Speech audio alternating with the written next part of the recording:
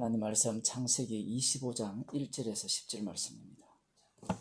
아브라함이 후처를 취하였으니 그 이름은 그두라라. 그가 시므랑과 욕산과 무단과 미디안과 이스박과 수아를 낳았고 욕산은 스바와 드단을 낳았으며 드단의 자손은 아수르 족속과 르두시 족속과 르움미 족속이며 미디안의 아들은 에바와 에벨과 한옥과 아비다와 엘다아니 다 그두라의 자손이었더라.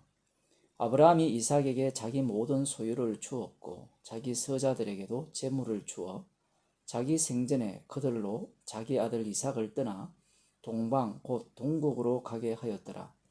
아브라함의 향년이 175세라. 그가 수가 높고 나이 많아 기운이 지나여 죽어 자기 열조에게로 돌아가매 그 아들 이삭과 이스마엘이 그를 마므레 앞 헷족속 소알의 아들 에브론의 밭에 있는 막벨라 굴의 장사였으니 이것은 아브라함이 헷족속에게서 산 밭이라. 아브라함과 그 아내 사라가 거기 장사되니라. 아브라함이 죽은 후에 하나님이 그 아들 이삭에게 복을 주셨고 이삭은 브엘 라헤로이 근처에 가였더라. 아멘. 사라가 죽었을 때 아브라함의 나이는 137세입니다. 그리고 이 아브라함이 죽은 나이가 175세라 이렇게 오늘 본문에서 기록하고 있죠. 오늘 본문은 사라가 죽은 후 그리고 아브라함이 죽을 때까지 38년 동안에 일어난 사건입니다. 물론 어떤 사람들은 이 본문이 아브라함이 그렇게 늙어서 이렇게 자식들을 많이 낳을 수 있느냐 의문을 품으면서 이 기록은 이전에 일어났던 사건이다 이렇게 이야기하려고 합니다. 하지만 하나님께서 오늘 본문을 통해서 본문에 기록된 대로 이 사건은 사라가 죽은 후 일어난 그러한 어떤 사건으로 우리들이 봐야 하는 겁니다. 오늘 본문은 아브라함의 생애가 이제 끝이 나고 이삭으로 넘어가는 그러한 어떤 과정을 기록해 놓았습니다. 제가 읽은 성경 본문에는 나타나지 않지만 히브리어 성경에는 오늘 본문이 접속사와 그리고 다른 단어 하나가 여기에 기록되어 있습니다. 그리고 다시라는 단어가 이렇게 기록되어 있어요. 공동 번역이나 킹제임스 번역이나 이런 곳에 보면 다시라는 그리고 다시라는 이 단어를 이렇게 제대로 번역해 놓았습니다. 그리고 다시 아브라함이 후처를 취하였다 이렇게 읽을 수도 있고요. 이렇게 읽게 되면 다시 후처를 취하였다, 다시 첩을 취하였다. 그러면 이전에 하가를 취한 적이 있죠. 그와 같은 잘못을 범하였다. 이렇게도 볼 수도 있고요.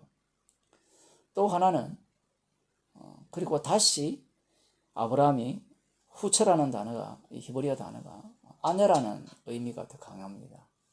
첩이라는 의미도 있지만 아내, 사라가 죽었으니까 새롭게 취한 아내죠. 아내를 취하였더라 이렇게 해석할 수도 있습니다. 제가 보기에는 둘 다 이야기해도 상관이 없지만 아브라함의 일생이 어떻게 반복된다라는 의미로서 지금 오늘 본문에서 다시라는 단어를 쓰면서 아브라함이 아내를 취하였더라 그렇게 오늘 본문을 읽어야 되는 겁니다. 왜냐하면 오늘 본문은 자식을 낳고 간단하게 그 자신의 어떤 서자들을 이삭으로부터 떠나보내고 그리고 자신은 죽는 이 과정이 굉장히 간략하게 나와 있어요. 지금까지 그 이스마엘 같은 경우에도 쫓아보낼 때 하나님의 지시가 있었죠. 여러 가지 그 아브라함의 어떤 갈등이라든가 고민 그런 것들이 기록되어 있습니다. 세세하게. 근데 오늘 본문에서는 그러한 것들이 나타나지 않아요. 그래서 지금 여기에 보면 아브라함이 후처를 취하였으니 그 이름은 거두라라. 그가 시므랑과 욕산과 모단과 미디안과 이스박과 수아를 낳았고 욕산은 서바와 드단을 낳았으며 드단의 자손은 아수르 족속과 르두시 족속과 롬미 족속이며 뭐 이런 식으로 지금 기록하고 있어요. 굉장히 빠르게 기록하고 있죠. 자식을 낳았고 그리고 아브라함이 낳은 그 자손들 중에 또 두 아들은 또 손자들을 뭐 둘을 낳았고 뭐 셋을 낳았고 뭐 이런 내용들이 오늘 본문에서 이렇게 기록되어지고 있습니다. 그리고 그 아브라함이 그 5절에 보면 그게 다예요. 그렇게 하고 아브라함이 이삭에게 자기 모든 소유를 주었고 자기 서자들에게도 재물을 주어 자기 생전에 그들로 자기 아들 이삭을 떠나 동방 곧 동국으로 가게 하고 난 뒤에 죽었어요. 이 내용은 제가 계속해서 24장부터 말씀드리는 바와 같이 사람들이 살아갈 때 일상적으로 일어나는 사건입니다. 특히 오늘 본문을 보게 되면 아브라함이 하나님의 약속을 받은 이후에는 타인들과 동일한 삶을 살지 못했어요. 무슨 얘기인가 하면 다른 사람들은 결혼하면 자식이 뚝딱뚝딱 생겼어요. 그런데 아브라함은 그렇지 못했다는 겁니다. 그런데 약속의 자손이 태어나고 그 약속의 자손이 이삭이 아내를 취한 이후에는 이 아브라함이 다른 사람들이 살아가는 일상과 같이 살아갔다라는 사실입니다. 그렇죠? 자식들 6명 낳고 손자들도 낳고 뭐 그러한 내용들이 그대로 기록되어 있는 거예요. 이걸 그러면 왜 기록했겠느냐 이 얘기입니다.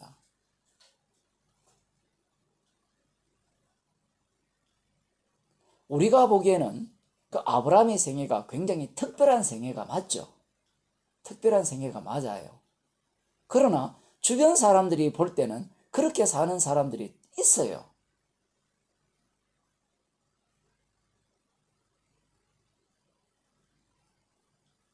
하나님께서 지금 이 아브라함이 후처를 취하여 다시 아내를 취하여 아들을 낳고 그리고 이삭에게 모든 재산을 소유를 넘겨주고 그리고 재물의 일부분을 서자들에게 주고 그들을 쫓아내고 죽었더라.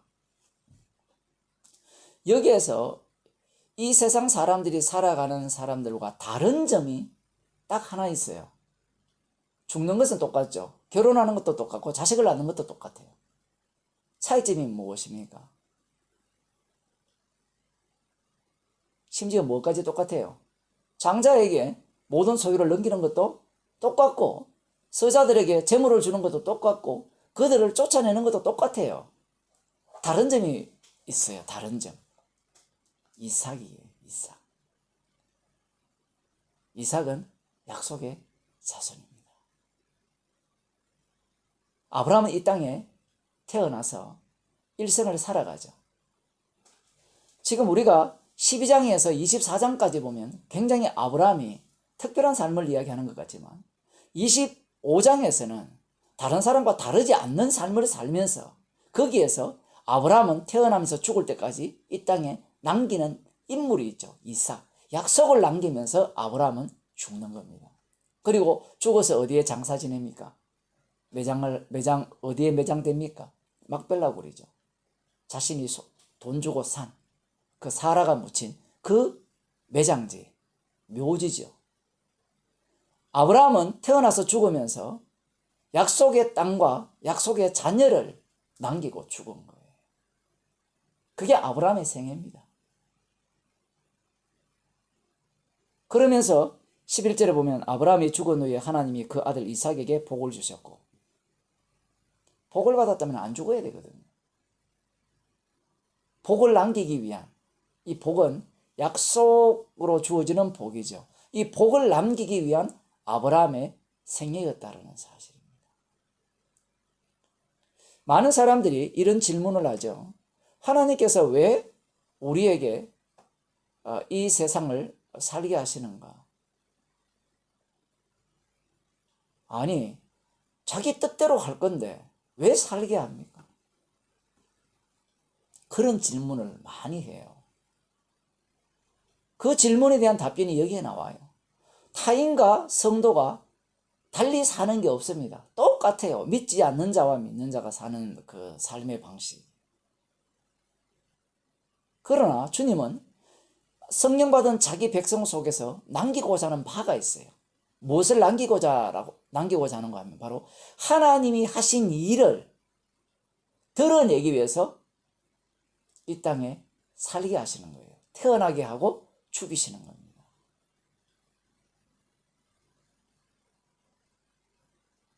요한복음 9장을 보면 우리들이 잘 아는 사건이 나오죠.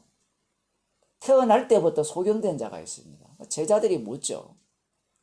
율법에 근거해 볼 때 태어날 때부터 소경된 것은 조상의 죄 때문일 것이다. 그런데 제자들은 율법에 있으니까 자기의 죄일 수도 있다.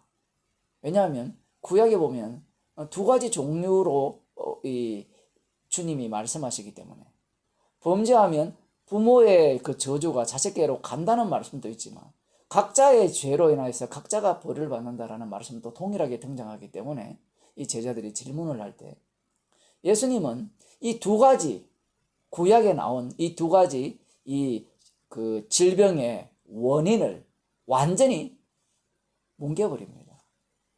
하나님이 하시고자 하는 일을 나타나기 위해서 그가 태어날 때부터 소경이 되었다라는 겁니다. 여기에서 하나님이 하시고자 하는 일이 무엇이냐? 그것은 예수님이 하나님이 하시는 일이에요. 왜냐하면 아버지께서 일하시니 내가 일한다고 하셨기 때문에 그래요. 예수님이 하시는 일이 무엇이냐? 십자가에 달려 죽으시는 일입니다. 십자가에 달려 죽으심으로 말미암아 예수님이 만유의 주가 되시죠. 십자가 지신 예수님의 주되심을 증거하기 위해서 그 사람은 날 때부터 소경되었던 거예요. 성도들은 바로 이 십자가의 피공로를 증거하기 위해서 이 긍휼의 그릇으로 부름을 입은 자입니다. 아브라함의 삶이 그러한 삶이죠. 그러면 별 의미가 없네요. 사실 이걸 보면 별 의미가 없어요.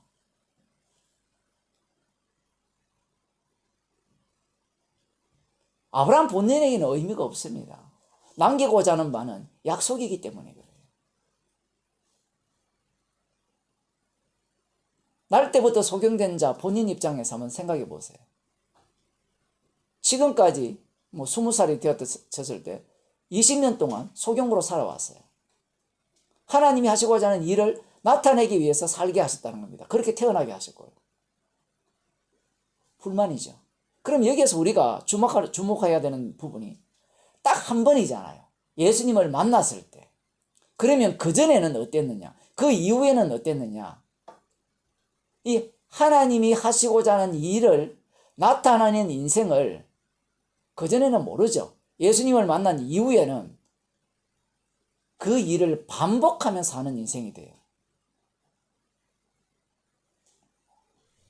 십자가에서 다 이루신 일을 증거하는 인생이 된다, 이 얘기입니다. 그래서 이 25장에 나오는 아브라함의 생애를 12장에서 24장까지를 이렇게 집어넣어 보면 계속해서 반복되죠. 약속을 증거하기 위해서 이 죽음이 반복되는 거예요.